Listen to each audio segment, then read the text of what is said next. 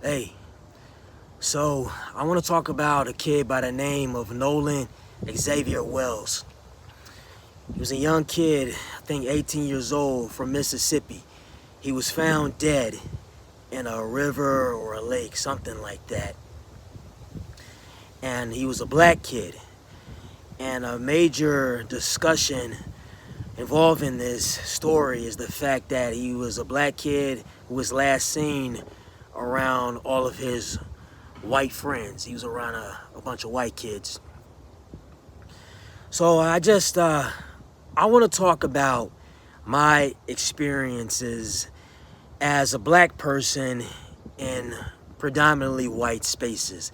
Now, before I go on, I want to say this. I'm far from a pro-black activist. I'm far from it. All of the BLM, Black Lives Matter stuff, Pan-Africanism, all of that, no, far from it.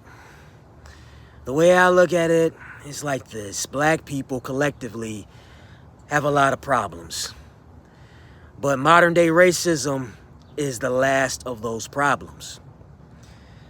Now, is that to say racism doesn't exist? Of course not. Of course it's out there. But it's hardly a huge factor behind what's going on with the black community. It's hardly a factor. Now, our grandparents, oh yeah, they could complain about the racism stuff, without a doubt. But modern day racism is the last of black people's concern. Or at least it should be the last concern, but they're always talking about it. That being said, I want to say this. I'm not an Uncle Tom either. I'm not some tap dancing, boot licking, butt kissing, shucking and jiving black person either. As far as I'm concerned, I really don't like being around a bunch of black people or white people. I really don't like being around a bunch of people in general. I classify myself as a misanthrope. I've talked about this in videos. A misanthrope is somebody who really doesn't like people, generally speaking. Now, that doesn't mean I can't appreciate decent individuals when I come into contact with them. I think there are rare gems in every collective group, but as far as most collectives, I don't care whether you're black, white, man, woman, gay, straight, Asian, Jewish, Arabic, Hispanic, if I didn't say Hispanic already. Any of these things, I don't care. I'm not coming to the defense of any general collective, because it's my strong belief that most people in any of these groups or all of these groups are rotten. They're wicked, they're foul, and they're opportunistic. And most people, they latch on to groups to deflect from their own individual flaws, their own character flaws. Now, that's not to say that group dynamics don't serve a valuable purpose at times. Of course, it does, but oftentimes most people just use groups as leverage to attack people unjustly. They use it to deflect from their own character flaws. The only group that I really care about and will come to the defense of is the group of decent human beings. Unfortunately, there are very few decent human beings on this planet. And I always say, the group that you belong to, it's only as good as its bad apples. So yeah, you can have some decent individuals in these groups, but if the collective majority is rotten, that's what your group is going to be known for. And from what I see in most collective majorities, they're rotten, you know. But again, that doesn't mean I can't appreciate the good apples. But back to the main point, you know, when you're the only black person in predominantly white spaces, you're pretty much gonna always be the punchline. You're gonna be the running joke. You're gonna be the punching bag. Now, that's not to say all white people are like this, and I don't want this to be a video where I just dump on white people. Well, I guess it kind of is, right? This is going to be a video where I'm dishing on white people.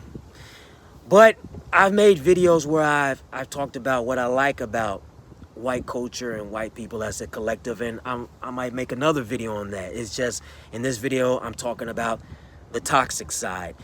And I've talked about the toxic side of black people in videos as well. But in this particular video, we're just focusing on the bad side of whiteness. But again, when you're the only black person in these groups, that's what it is, man. You're going to be the spectacle, the running joke. And even if you're around decent white people, nice white people, good white people, whatever you want to call it, these white people at the end of the day are going to ride for their group. They're going to ride for other white people, including the bad ones. Bad, good, right or wrong. So no matter how nice you think they are, they're going to defend these bad apples. I mean, and really that's how a lot of countries were formed. That's how, colonialism, colonization, all of that stuff, that's how it happened. You had a collective majority doing very terrible things to people, and the good ones just kind of casually sitting by saying, hey, you know, it's not good, but it is what it is. But hey, they're not putting their lives on the line to stop it. So as far as I'm concerned, like I said, I don't really like being around a bunch of white people like that. Again, I don't like being around a bunch of black people. But unless you're a white person like, let's say, John Brown. A lot of white people don't even know who John Brown is. John Brown was an abolitionist. He was a white abolitionist who put his life on the line to help black people become free. Not too many John Browns out there. Not too many white people like that. Oh yeah, they'll march with you. They'll rally with you. But when shit hits the fan and you need some real action to take place, you'll see where their priorities lie. And when it comes to this Nolan kid, these white people, they're saying he did it to himself. They said he took himself out. He deleted himself. Now, obviously, you have other people, especially black people, saying, no, these white kids, they did something to him.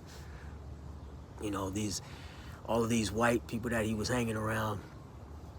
So, yeah, it's that age-old, man, that age-old story of you can never be too comfortable, you know, especially as a black person.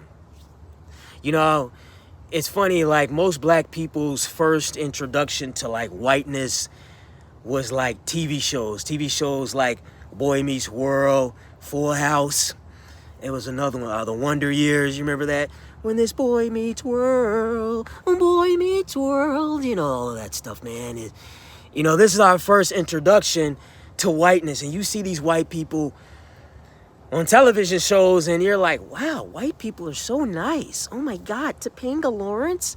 Look at Corey Matthews and Sean. So innocent, so pure. But then when you finally meet a lot of white people, and more importantly, get around a lot of people in a group in real life, then you're like, oh, all right. I see how it is, man. And it's interesting, speaking of Boy Meets World, Angela, the woman that played Angela, I forgot the actress's name. She talked about her experience as the only black person on that show, Boy Meets World, and how her white co-workers treated her, co-hosts, whatever you call it. And Ben Savage, she said, was like the worst. And I believe it. Ben Savage, he always had that way I can just sense it. Real fake. You know what I mean? He's a Midwestern guy, too. I want to talk about that a little later as far as regions of white people, Midwesterners versus East Coast white people and stuff. But a little fake Midwestern white guy, you know. But she said he was wicked. You know, but when he's playing Corey Matthews, when this boy meets world, you know, he's Mr. Nice, you know, that's how it is. But yeah, that was our first introduction to white people with these shows, you know. I remember my elementary school, it was predominantly black. But it wasn't until I got to high school where I was introduced to some real diversity. Like I had white teachers in elementary school, but like literally no white students, no Hispanic students, no, it was all black. Once I got to high school, it was a metropolitan high school. I went to a inner city school. I was raised in a big city.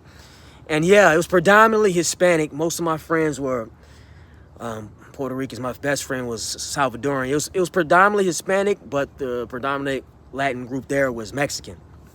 And then you had Polish, a lot of Polish people, they spoke Polish, and you had sprinkles of Irish, Asian, we had everything. And I remember in high school, I was at this wrestling meet, and I was waiting for my mother to bring me food, because I didn't want to wrestle on an empty stomach, and I was waiting outside. It was at a different high school. It was dark outside, but I was waiting in front of the school. I was sitting down, and I noticed 6 or 7 white boys just staring at me. Now, this school, it was an all-boys Catholic school, nothing but Irish dudes. Predominantly Irish. Obviously, you're going to have sprinkles of minorities, but predominantly white boys, all white dudes. You know, it was mainly Irish. And yeah, I was just out there, and they were staring at me, but it was like an intense, like sinister. Now, some people may say, oh, they're just sizing you up, you know, it's confidence, just competitiveness, you know, sizing up the competition. But it was a different kind of look. It was like, we want to like really do something terrible to this guy, make sure he don't go back home in one piece type of deal. It was one of those. And I'll never forget that look. And that was the first time I ever felt what I believe to be racially motivated hatred from white people. And like I said, I was the only person out there. I was a black guy, and it was all white guys. So I immediately went back into the school. Now, some people say, oh, you're looking too deep into it. No, man, based on based on historical context and all of that stuff, that's how I'm going to take that situation. Now, college is where I was finally introduced to what I call like actual white people, like real white people, a lot of white people. Because a lot of these white people, they were from like the suburbs or like deep in the suburbs or the sticks, like or small towns. Like in high school, that all boys Catholic school, it was still like in the city, but it was like on the border between like the city and the suburbs, you know, so it still had a city-esque vibe, look and stuff to it, but it was still predominantly white. It was like right there on the border. But it wasn't until I got to college, that's when I was dealing with white people like far out, deep into the suburbs, small towns. And like this college, I think it's predominantly white. You had enough minorities to where you wouldn't feel completely out of place, but it was definitely one of those colleges to where if you ended up in certain parts of campus and town and stuff, you could feel uncomfortable because it was just predominantly white, you know. So college was the first time. Okay, Facebook, around this time, Facebook was in its infancy, and I met this one guy online. He was a white guy, and he was a cool guy. I liked him. He messaged me because he saw I liked to work out and stuff, and we got along. We had that in common. He was in a band. He was in a rock band. I like rock music and stuff, so I really liked his energy, even through Facebook. Now, his guy had a friend, and his friend was messaging me. And the reason I was getting these random messages is because we were all going to the same college. And around that time, you know, Facebook would show who's going to the same college. Oh, you can friend request a person that's going to the same school as you. That's what a lot of people were doing. So his friend messaged me and said, oh, I see you're chatting with so-and-so. Yeah, we go way back. We've been friends since kids and stuff. So I just wanted to introduce myself and can't wait to meet you on campus. That's what his friend said. Now, man, we get to campus. I meet the original white guy that I met that I said was very cool. And his energy was the same in person that it was online. Very positive. He was very much into his faith. He was Christian. He was telling me how he wanted to find a church to go to. He didn't drink. He was kind of straight-edged and very fit. He was jacked. We worked out a few times. He actually told me about a jiu-jitsu club on campus, and that's how I got introduced to jiu-jitsu. We rolled and stuff, grappled. He ended up having to quit it because of injuries he sustained playing football in high school, but I continued on. But that's irrelevant. But anyway, real cool guy. I liked him. But his friend, The friend that messaged me, I finally obviously met him in person too. Did not like him. Bad vibes. And whenever I hung out, it was me, his friend. It was actually also 3 white girls that they had befriended on their floor in their dorm. So I would come over to the dorm, and the friend, he was real passive aggressive, always shooting me these dirty looks, rolling his eyes. Whenever he's talking, he's one of those people, he wants the attention on him. If he says something, he wants engagement, he wants laughter. But if I even make one sound or a word, he'll try to shut it down, overtalk me. And he try to make it so people don't really respond to whatever I'm saying. Or if I say something that I try to throw a joke out, he'll try to immediately say something to kind of thwart it so people won't really hear the joke or really think it's funny. One of those type of guys, you know, very passive aggressive. And I got to be honest, most of the things I'm going to say, I don't have like crazy stories, because I'm the type of person, I get out of the situation before things really escalate. So I don't really have too many stories. I mean, I got some, I'll tell those another time. But most of the stories that I have, it's pretty much me just getting out of the situation before things escalate. Rarely, like I said, I'll save those from another time. But these that I'm talking about, nothing crazy happens. It's more so me picking up on these subtle little things and getting out of there. You know, I stopped hanging around this guy because I could tell after a while things would get ugly, because, you know, that's how it always starts. It builds up. They do little things and they keep pushing it and pushing it. And and he ended up liking one of the white girls or something. And maybe that has something to do with it, because I remember one time we all were walking to go bowl, and the 3 white girls were walking behind. It was actually 2 of us, because they had met another guy. He was a Mexican kid, but he was one of those white-looking Mexicans. He grew up in the suburbs, white-acting Mexicans. You might as well say he wasn't even Mexican. So it was 3 of us guys walking in front of the white girls that they had befriended, and I heard the white girls talking under their breath, saying, "Who do you think has the best butt?" That's what one of them said. And a girl that this guy's friend, the one I don't like, a girl that he liked, I heard her mumble under her breath, "Oh, I think so-and-so has the best butt." And she was talking about me. And after that situation, I could tell it got even worse in terms of his passive aggressiveness. And I even heard one day, the Mexican, he was real cool. The bad friend I didn't like, he was real cool with that Mexican gay kid. Did I say gay kid? I didn't say gay kid. My voice is kind of cracking. The Mexican kid. And I heard him mumbling, it's like, "Hey, by the way, so-and-so, it looks like she's kind of developing a little thing, like she's kind of like eyeing me or something." I heard him say that under his breath, and the white guy, he's like, "All right, yeah, thanks." So basically my point is, it's clear I'm the outcast. They're clicked up. He's his wingman. They're buddies. Yeah, if you got your eyes on this girl, I'm gonna make sure you get her. And mind you, I didn't want none of those white girls. You know what I'm saying? Like, I wasn't even checking for them white girls like that. I just wanted to hang out. Mainly, I was mostly interested with a friendship with the guy, the original guy. And when I said like to work out, he's very much into his faith. That was the only guy. It just turned out to where in order for me to hang out with him, I had to deal with the rest of them. I had to deal with them 3 white girls. I had to deal with his douchebag friend. So make a long story short, I just stopped hanging out with him. And like I said, nothing crazy happened. And the things I'm saying, it may seem light to you, but to me, it's huge. Now, you can probably say, well, it wasn't racially motivated. He probably just wanted to make you the outcast of the group. Well, if I'm the outcast of the group and I'm also the only black person in the group, I'm going to take it as such as far as racism. And some covert, it's out here, man. It's out here, and I know that's a factor, especially when you're dealing with these, like, real suburban type kid. And, like, this college, it was like one of those, you guys remember American Pie? The movies, you know, the crazy, like, you had the fraternities, the Greek roles and all of that. They doing crazy stuff, running through the streets naked and all of that. It was one of those type of schools, those crazy schools. And me, I never went to those all-white fraternities and sororities, because I always knew, I learned from an early age just how group dynamics work. And if you're the only one that looks out of place, I know the deal. So I didn't even go to those fraternities like that. Didn't want anything to do and didn't care.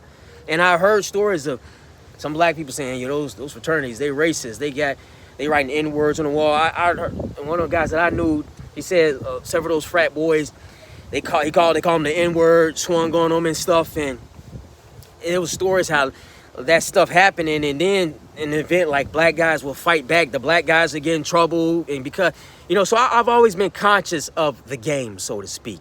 So even if I'm in situations where, well, first of all, I try to be in situations where I don't even have to deal with that kind of shit, But if I'm in a situation where they're trying to get me in a spot to where they can do something to me, but if I respond, I look like the bad guy. Rarely do I get in those situations. And if I'm in those situations, I always wait to respond, if you catch my drift. I don't do stuff on camera. I'm not doing stuff around a bunch of people where you can make a spectacle out of it.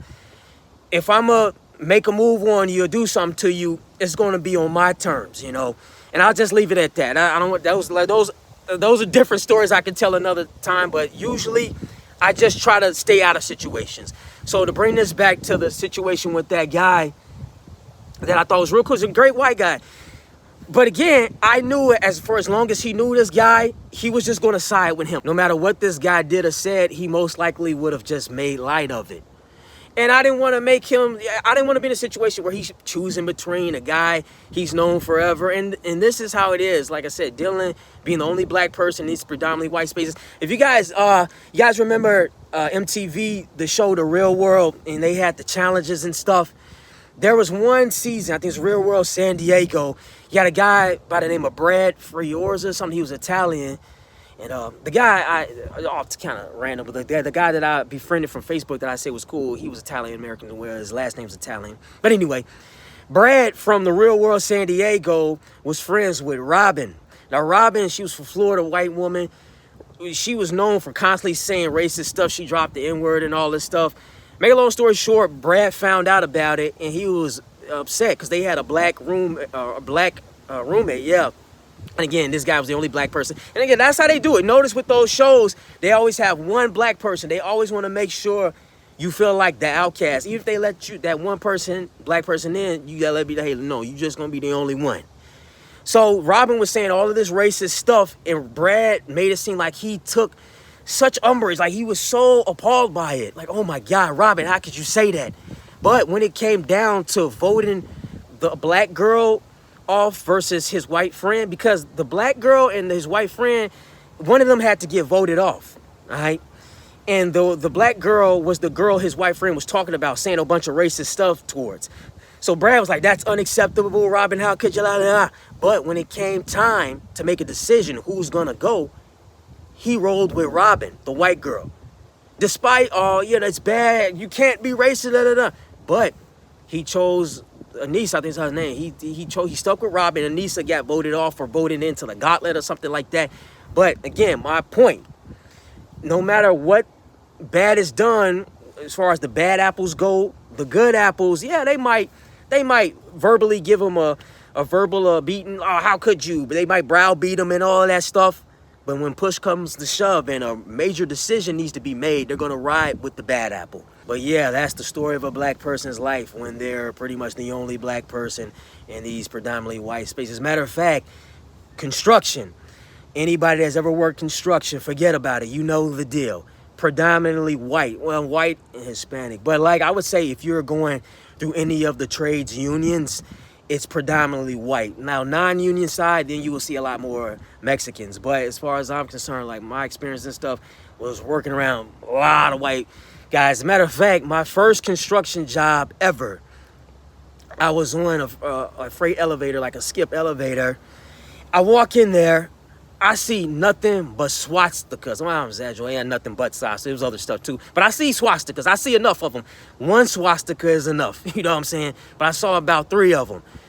Somebody drawing swastikas on the elevator. So again, first job there, that's what I see on construction site.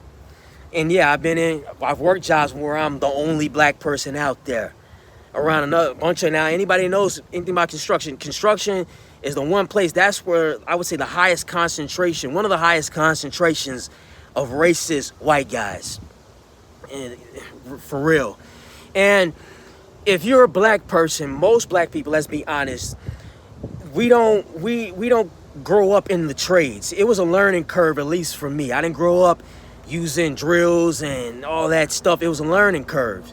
So yeah, man, as a apprentice starting out, I was bad. I'm not gonna say like, oh man, it was unfair. No, I was a terrible apprentice. However, once I finally started getting better, that's when I realized, all right, I can't be around all these white motherfuckers like that. You know what I mean?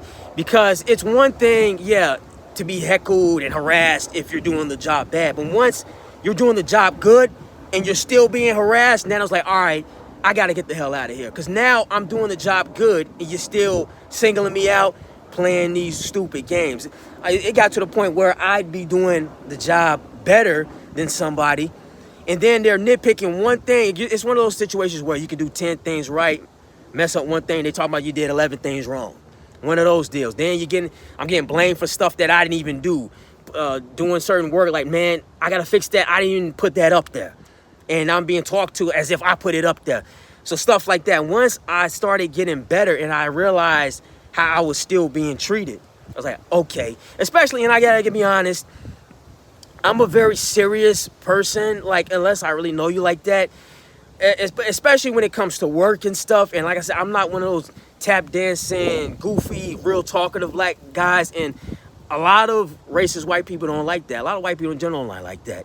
If you're just real reserved, they're more, and people, society in general is more comfortable or used to seeing very loud, talkative, extroverted black people, especially guys. They're not used to them being serious, reserved, and things like that, so I'm pretty sure that was a factor behind certain things. They just didn't feel comfortable, so they call themselves. See, like back in the day, white people could just be blunt and just openly violent. If you read a book called Outlaws of the West, they talk about guys like Billy the Kid and like those wild horsemen just shooting black people at random. They can't just do that nowadays. So they got to be a little bit more subtle and covert and try to bait you into situations so they have a reason to say they are defending themselves. And it can come in the form as constant nitpicking and harassment, microaggressions, blowing things out of proportion. Like everything you do as a black person, especially when you're in predominantly white spaces, will be magnified.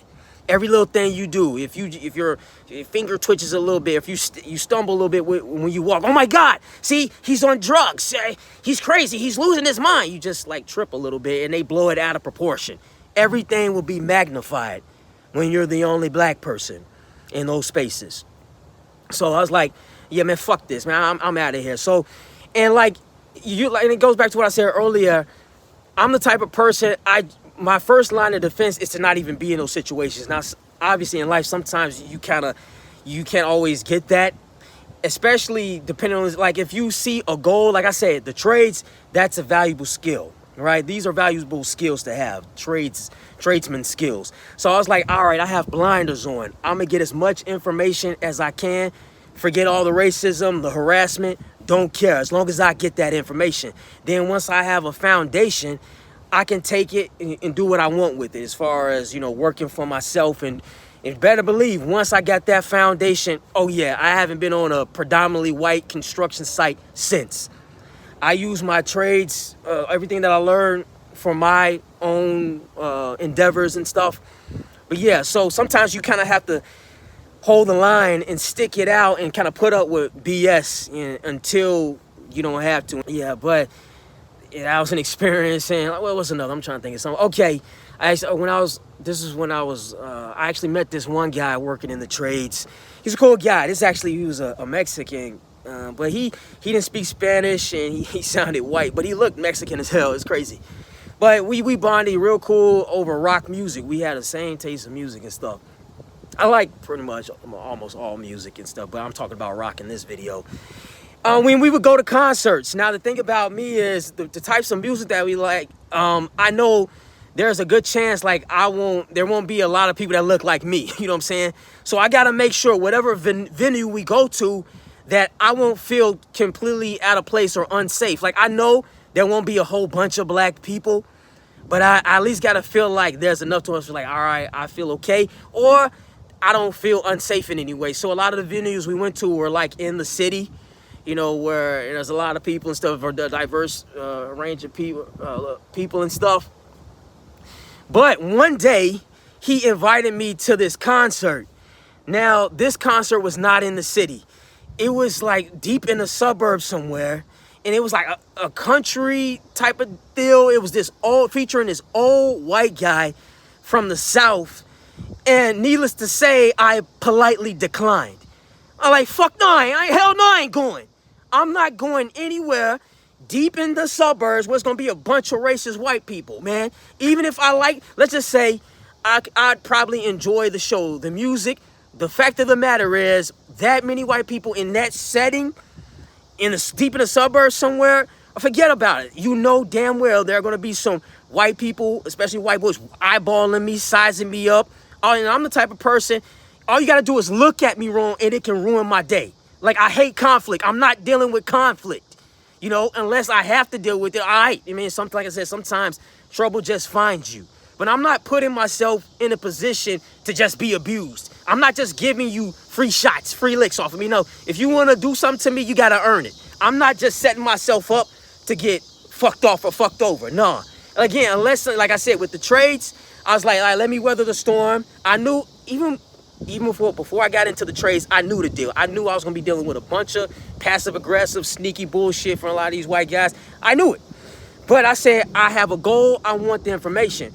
But as far as going out to some fucking concert about a bunch of fucking white, what the fuck? What do I have to gain doing that? What, to try to meet a white girl? You say, fuck that. I don't fuck about a white girl. You know, that's the thing. A lot of these guys too, and I don't know about this Nolan kid, they'll put up with so much abuse from so many white people just to meet that one white girl. Oh my Becky and Rebecca and Sally and Stacy.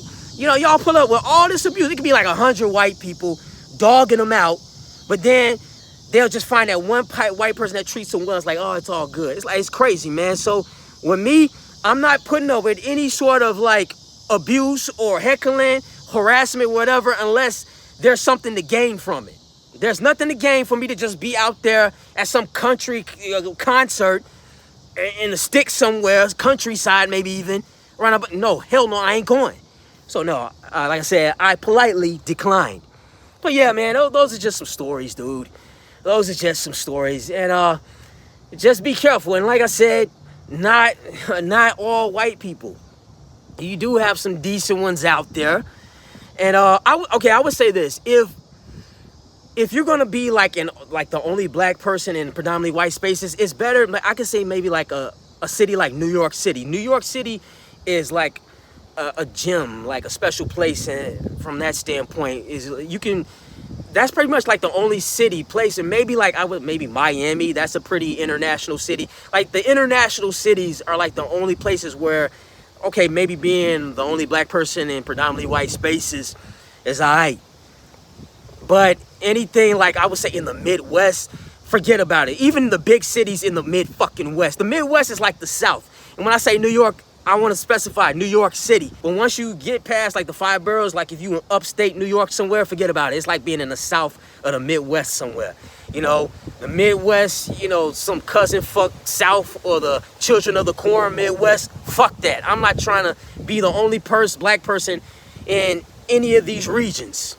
And like I said, even in the bigger Midwestern cities, some people might want to say, oh, but what about a Minneapolis or a Detroit or a Chicago? A lot of those Midwestern cities, they're no different than any small town Midwestern town. Like Chicago, I look at Chicago just like a big Midwestern town with a city-esque visual to it. Like on the outside, you probably look at the downtown loop, you think, oh, it's similar to New York. It ain't nothing like New York. Socially, it's nothing like New York City. It's nothing like, maybe, I'm saying London, maybe. Now, I've never been to London, but I hear London is kind of international, similar to New York in that way. It's nothing like these cities. So unless you may be like a black person in a more international global city, you do not want to be the only black person in these all-white spaces. But yeah, man, that's all I got to say. Hey, listen, man, it's about to rain right now. Again, there are good apples in all groups. I understand that, and I try to appreciate the good apples when I see them, and that includes white people. And again, this video was just speaking on the downsides. Like I said, I don't want to be the only. Now, obviously, you wouldn't be the only. I wouldn't be the only black person in a all-black group because I'm black as well. But just because I'm black, that doesn't mean I blend in well with that group. You're just dealing with a different set of problems. I would look at it like this: be around a bunch of black people, get made fun of. You know, they're gonna be making fun of you, the way you dress, the way you talk, the way you act, where you're from, this and that. Next thing you know, they want to fight you. They want to take your girlfriend. And if you're in prison, they probably trying to sexually violate you. And these are blacks on blacks doing this. Or you go to the all-white side, you're being told you're an animal, stupid. They want to beat you up. So either side you go to, you're gonna be dealing with some sort of problems from the collective. And the only way to really blend in to the collective on either side is to be toxic. You know, to be the toxic version of a black person, then you might have a chance to kind of blending in, maybe. And then you might ask yourself, well, what if you're a black person trying to blend in with white people? How do you be toxic? Well, you do that by just being a full-blown Uncle Tom and acting like white people are perfect, which they are not.